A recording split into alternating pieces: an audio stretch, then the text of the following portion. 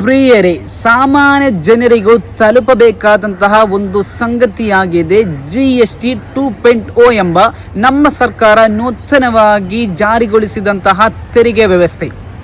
ಕಾರಣ ನಮ್ಮ ವೆಚ್ಚ ಖರ್ಚುಗಳು ಉಳಿತಾಯಗೊಳಿಸುವಂತಹ ಒಂದು ವ್ಯವಸ್ಥೆಯಾಗಿದೆ ಈ ನೂತನ ತೆರಿಗೆ ವ್ಯವಸ್ಥೆ.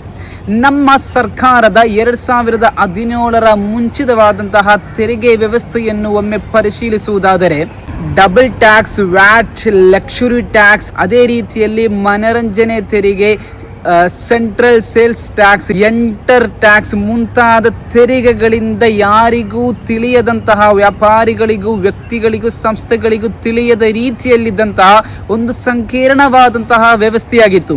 ಈ ವ್ಯವಸ್ಥೆಯ ಬದಲಾಗಿ 2017 ಜುಲೈ 1ರಲ್ಲಿ ನಮ್ಮ ಸರ್ಕಾರ ಒಂದು ರಾಷ್ಟ್ರ ಒಂದು ತೆರಿಗೆ, ಒನ್ ನ್ಯಾಷನ್ ಒನ್ ಟ್ಯಾಕ್ಸ್ ಎಂಬ ನೂತನ ವ್ಯವಸ್ಥೆಯನ್ನು ನಮಗೆ ಪರಿಚಯಿಸಿತು. ಎಂದರೆ ಈ ತೆರಿಗೆ ವ್ಯವಸ್ಥೆಯ ಅಡಿಯಲ್ಲಿ 5%, 12%, 18%, 28% ಎಂಬ 4 ರೀತಿಯ ಸ್ಲಾಬ್ಗಳನ್ನು 2017ರಲ್ಲಿ ಜಾರಿಗೊಳಿಸಿದಂತಹ GST ವ್ಯವಸ್ಥೆಯಾಗಿದ್ದರೆ, ಈಗ ನೂತನವಾಗಿ ನಮ್ಮ ಸರ್ಕಾರ 2.0 ಎಂಬ ನೂತನ GSTಯನ್ನು ಪರಿಚಯಿಸಿದ್ದಾರೆ. ಇದರಿಂದ ಕೇವಲ 4 ಸ್ಲಾಬ್ಗಳಿದ್ದಂತಹ ನಮ್ಮ ತೆರಿಗೆ ವ್ಯವಸ್ಥೆಯು ಕೇವಲ 2 ಸ್ಲಾಬ್ಗಳಾಗಿ 5% ಹಾಗೂ 18% ಎಂಬ 2 ಸ್ಲಾಬ್ಗಳನ್ನು ಒಳಗೊಂಡಿರುವಂತಹ ಹೊಸ GST ತೆರಿಗೆಯಾಗಿದೆ GST 2.0 ಎಂಬುದು.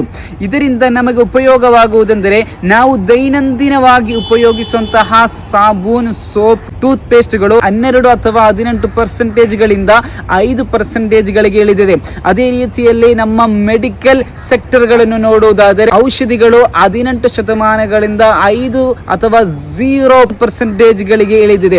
ಅದೇ ರೀತಿಯಲ್ಲಿ ನಾವು ಉಪಯೋಗಿಸುವಂತಹ ಎಲೆಕ್ಟ್ರಾನಿಕ್ ವಸ್ತುಗಳು, ಶಿಕ್ಷಣ ಕ್ಷೇತ್ರದಲ್ಲಿ ನಾವು ಉಪಯೋಗಿಸುವಂತಹ ವಸ್ತುಗಳಿಗೆ 0%, ಅದೇ ರೀತಿಯಲ್ಲಿ ನಮ್ಮ ಇನ್ಶೂರೆನ್ಸ್, ಲೈಫ್ ಇನ್ಶೂರೆನ್ಸ್ ಆಗಲಿ, ಅದೇ ರೀತಿಯಲ್ಲಿ ಹೆಲ್ತ್ ಇನ್ಶೂರೆನ್ಸ್ಗಳಾಗಲಿ ಅದು ಸಹ 0%ಗೆ ಇಳಿದಿದೆ. ಕೃಷಿ ಕ್ಷೇತ್ರದಲ್ಲಿ ರೈತರು ಉಪಯೋಗಿಸುವಂತಹ ಉಪಯೋಗ ವಸ್ತುಗಳಿಗೂ, ಅದೇ ಟ್ರಾಕ್ಟರ್ ಆಗಲಿ, ಅದಕ್ಕೆ ಬೇಕಾದಂತಹ ರೈತರು ಉಪಯೋಗಿಸುವಂತಹ ಮಿಷಿನ್ಗಳು ಮುಂತಾದ ಎಲ್ಲ ತಂತ್ರಜ್ಞಾನಗಳನ್ನು ಸಹ ನಮ್ಮ ಸರ್ಕಾರ ತೆರಿಗೆ 0%ಗೆ ಇಳಿಸಿದೆ.